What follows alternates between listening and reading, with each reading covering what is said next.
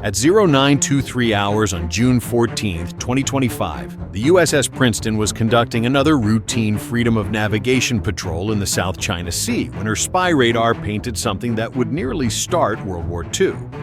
A Chinese Type 052D destroyer that had been loitering at 200 kilometers just as she suddenly accelerated from 18 to 30 knots in under 90 seconds. Unknown to the Americans, the Jiancheng's captain had just received orders from Beijing: intercept the Americans and make them blink first. But Beijing was about to learn why challenging the US Navy in open water remains a spectacularly stupid idea. The Nimitz carrier strike group you see here had been doing what American sailors have done best for 75 years, keeping the world's most important sea lanes open so Chinese factories could sell their cheap electronics to Best Buy. They were 180 nautical miles from the nearest Chinese territory in international waters where $3.4 trillion in annual trade flows like clockwork. The strike group's mission was textbook freedom of navigation, predictable course, transparent intentions, and the kind of professional conduct that separates real navies from floating militia. At 0926, the target classification was complete. The radar operators had positively identified a Type 052D destroyer of the Chinese Navy, with a threat assessment of moderate to high. Inside the Princeton's Combat Information Center, the tactical action officer watched the Chinese destroyer's vector with the calm that comes from having 122 vertical launch cells loaded with enough firepower to turn any Chinese ship into fish food. The spy radar, the world's most advanced naval sensor, painted a picture so clear you could point out every detail of the enemy ship. At the Chinese destroyer's current speed, he'd reach weapons engagement range in exactly 17 minutes. The math was simple but terrifying for the Chinese. Her YJ-18 anti-ship missiles could cover the remaining distance in under 4 minutes once launched. But the Princeton's SM-6S in surface mode could reach about 240 nautical miles and swat them like flies. At 0929, the captain wanted to know the probable intent of the Chinese ship. The answer was obvious. At current speed and heading, she'd be within weapons release range in 14 minutes. The recommendation was to go to general quarters, but the captain's response was pure American confidence. Let's see how badly they want to embarrass themselves first. That's even if they could get there safely. The South China Sea was packed with merchant traffic, 46 commercial vessels within 50 miles, all depending on the U.S. Navy's presence to guarantee safe passage. A Singapore flag container ship loaded with semiconductors, a South Korean LNG tanker worth $200 million. All would be at risk if Beijing succeeded in turning international waters into its personal swimming pool. But that would require them to actually win a fight against the U.S. Navy, which hasn't happened since never. At 0930, the Princeton's cooperative engagement capability automatically shared the threat data across every ship in the strike group. The Nimitz herself, 104,600 tons of floating American diplomacy, carrying 90 of the world's most advanced aircraft, adjusted her flight operations with the precision of a Swiss watch. The destroyers Chung Hun and Kidd shifted positions to take station around the carrier that would turn any Chinese attack into a one-way trip to the bottom. At 0935, the tactical picture went from concerning to dangerous. The E-2D Hawkeye orbiting at 25,000 feet, providing a God's view of everything within 400 m, detected multiple aircraft launching from the Chinese carrier Shandong. The radar signatures were consistent with those of J-15 fighters, climbing hard and heading south as if they actually stood a chance. The air controllers immediately noticed something hilarious. The J-15S were struggling to gain altitude, likely due to fuel limitations from the ski jump launch system the Chinese were so proud of. A minute later, the sonar operators added the final piece of China's coordination puzzle. They detected a possible submerged contact 80 nautical miles away, an acoustic signature consistent with a Type 039 diesel-electric submarine. The funny part, the thing was making noise like a freight train. Any competent submarine crew would have been mortified. The Chinese weren't just being aggressive. They were orchestrating a multi-domain intimidation campaign with equipment that belonged in a museum. surface ships from the 1990s, carrier aircraft that couldn't carry a full weapons load, and submarines so loud they might as well be broadcasting their position on AM radio. It was textbook bullying, the kind that only works if your target is too weak or too scared to fight back. Unfortunately for Beijing, they just challenged the wrong navy in the wrong ocean. The US Navy had been perfecting blue water dominance since 1914, and these Chinese forces were about to receive a free lesson in why the American Navy reigned supreme. By 0937, the USS Nymph's flight deck erupted into controlled chaos that only American carriers have truly mastered. FA-18E Super Hornets from BFA-14 Top Hatters rocketed off the catapults at 45-second intervals, a ballet of precision that Chinese carriers depended on inefficient ski jumps could only dream of matching. Steam billowed from the catapult tracks as American naval aviation did what it does best: project power. The 1st Division of Super Hornets climbed through 15,000 feet, their AN/APG-79 ASA radars already painting the incoming J-15S at maximum range. The technological mismatch was almost unfair. The APG-79 ANUL S00 transmit-receive modules could track dozens of targets simultaneously, while the J-15's mechanically scanned radar swept back and forth like a lighthouse broadcasting its position to anyone listening. The J-15S were struggling for altitude, a painful reminder of the Shandong ski jump limitations. Without catapults, they launched with reduced fuel and weapons loads. They were climbing hard to gain an energy advantage, but burning fuel at a faster rate. Meanwhile, the American fighters launched at full combat weight, had fuel to spare, and carried hands rated E for everyone. However, the weapon and fuel loadout was just the advantage the Chinese could physically see. Every F-18 was connected via Link 16, sharing sensor data in real time. When one aircraft saw something, they all saw it. Chinese pilots, meanwhile, relied on voice commands and individual sensors, like fighting a network team while blindfolded. The technological gap wasn't measured in years, but decades. The E-18G Growlers entered the fight without firing a shot. These electronic warfare variants carried ALQ-9 jamming pods that could fry enemy electronics from 100 miles away. As they established their jamming orbits, Chinese communications began to fragment.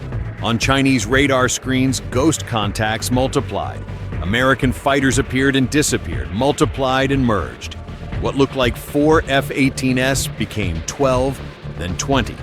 Radar locks broke and reformed constantly. The J-15 pilots found themselves fighting phantoms while real threats maneuvered unseen. The Americans executed a tactical spread called the Wall, a defensive formation perfected over decades. A high cab at 35,000 feet, medium at 25,000, and low at 15,000. Multiple overlapping engagement zones, mutual support, and nowhere for the Chinese to go without entering someone's weapons envelope. The Americans had the Chinese in a vice 3 times over. The Chinese formation, by contrast, remained bunched, a necessity when your data links can't support distributed operations. They had to maintain visual contact to coordinate, making them predictable and vulnerable. Their J-15S might look impressive on propaganda posters, but in actual combat, they were flying antiques against 21st century warfare. At 0943, the RC-135B rivet joint provided crucial intelligence. This ungainly Boeing 707 derivative had been boring holes in the sky for 6 hours, its electronic intelligence equipment cataloging every Chinese emission. The Mandarin linguists aboard were having a field day. Dark Star confirms Chinese pilots requesting permission for aggressive maneuvers. Repeat, they're asking for clearance to buzz our ships. The Chinese were escalating, but asking permission first. American pilots trained to seize initiative found this pretty funny. By the time Beijing approved anything, the tactical situation would have changed 3 times over. Meanwhile, the Princeton's defense systems tracked every threat with mechanical precision. Her spy radar, capable of tracking objects the size of a baseball at over 165 miles, made the Chinese destroyer look like a barn door. Fire control solutions were updated continuously, and soon it seemed like they might actually come in handy. At 0947 hours, the Yoneng crossed a line that would have triggered immediate retaliation from any other navy. Her Type 346A phased array radar stopped searching and locked onto the USS Nimitz with fire control quality tracking. In naval warfare, this is one breath away from launching missiles, the electromagnetic equivalent of pointing a loaded gun at someone. Inside Princeton CIC, the response was immediate but measured American discipline. Drilled through countless exercises held firm. The Chinese were betting American restraint against their aggression. They were about to learn that restraint didn't mean inability. The Princeton's own fire control radars remained in standby. Her 122 vertical launch cells contained enough firepower to send the John Chong to the bottom in seconds. SM-6 missiles that could reach out 240 kilometers and SM-2S in surface mode, all ready to turn the ship into the area's newest artificial reef. Every firing solution is continuously updated. The Chinese destroyer was at risk from multiple systems, from multiple angles, with zero chance of survival if this situation escalated. The fire control lock persisted for exactly 30 seconds, long enough to claim they could have attacked. Not long enough to trigger American self-defense measures. It was choreographed aggression, but against the wrong opponent. The Princeton's crew documented everything: timestamps, signal characteristics, and bearing data. Information that would be quite useful in a real shooting war. But despite the Chinese ship stopping its illumination, things were far from over. In the air, a J-15 pilot decided to demonstrate his own recklessness, breaking from formation. He dove toward an F-18 with what fighter pilots call a thump, an aggressive close pass meant to intimidate. The American pilot trained at Top Gun, where such maneuvers are eaten for breakfast, simply rolled inverted and pulled into the Chinese fighter's 6 o'clock position. For 3 seconds, the American had a perfect firing solution. His helmet-mounted display showed the Chinese fighter engines glowing hot in infrared. One squeeze of the trigger would send an AIM-9X Sidewinder straight up the J-15's tailpipe. He didn't squeeze. Professional discipline held. The moment passed, but the Chinese still had one trick up their sleeve. The Chinese escalation reached its peak when the submarine made its move. The Type 039 diesel-electric boat had been creeping closer, using the layer depth to mask its approach. At 0951, it made a critical error, raising its snorkel to recharge batteries. Teo sonar subsurface contact bearing 159, range 15,000 yards. Contact is snorkeling, classified as probable Type 039. He's making noise like a freight train. The submarine captain either didn't know or didn't care that the Princeton's SQ-89 sonar suite had been tracking him for the past hour. The ship had its acoustic signature catalog, its position fixed to within meters.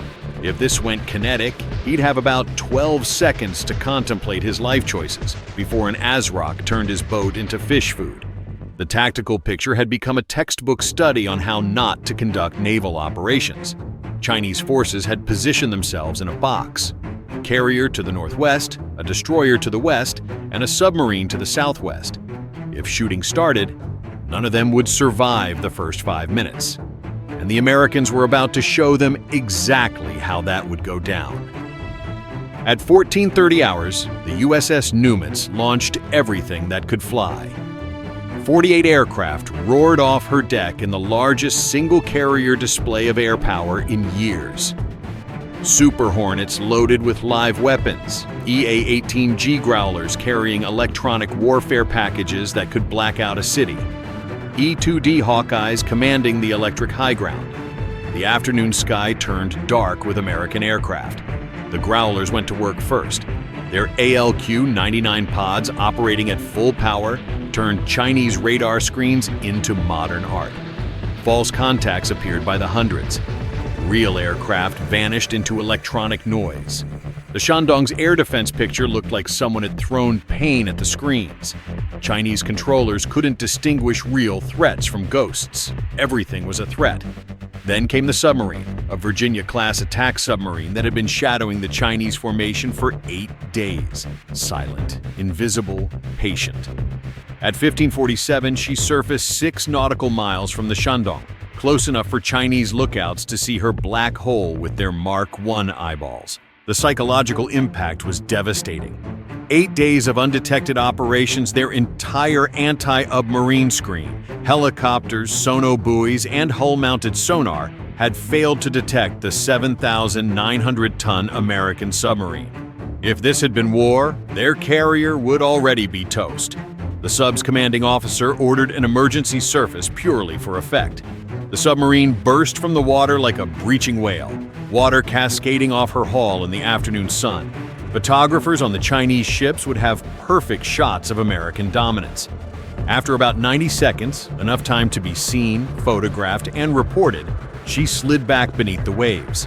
The message was clear: we own the undersea domain. Back in the air, American fighters demonstrated ACM, air combat maneuvering, at the expense of increasingly desperate Chinese fighters. The J-15S, already low on fuel from their ski jump launches and hard climb to altitude, found themselves unable to match the Americans turn for turn. Each engagement ended the same way: American fighters in firing position, Chinese fighters defensive and burning precious fuel. One by one, the Chinese fighters peeled off, heading back to the Shandong with near-empty tanks. Their combat endurance had been exhausted in fruitless attempts to match American capabilities. They landed with emergency fuel. Some probably saw the bingo light they'd only seen in simulators before. By 1623, the Shandong's carrier strike group began its withdrawal.